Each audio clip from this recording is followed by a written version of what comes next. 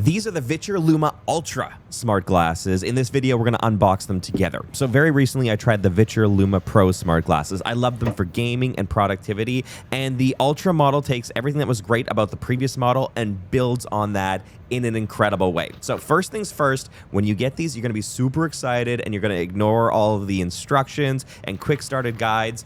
Don't do that. Take the extra 2 minutes to get familiar with these glasses because there's certain things that you're going to miss. So those right there are little stickers that can cover up the front-facing camera. You get a lens cloth. Now these nose pads are very important because you think they're just for comfort, but they actually impact the viewing angle of the glasses. So try all the different sizes.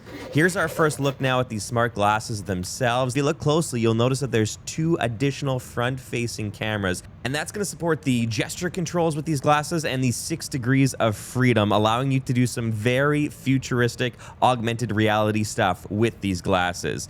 You can adjust the armbands so it's the perfect and most comfortable viewing angle for the specific shape of your face. And there's physical buttons on the armband as well as the built-in speakers. The audio quality is surprisingly good considering how small those speakers are. This is the proprietary connector, and that is a very, very quick and brief look at these glasses. Let me know what questions you have in the comments section as I work on my full review.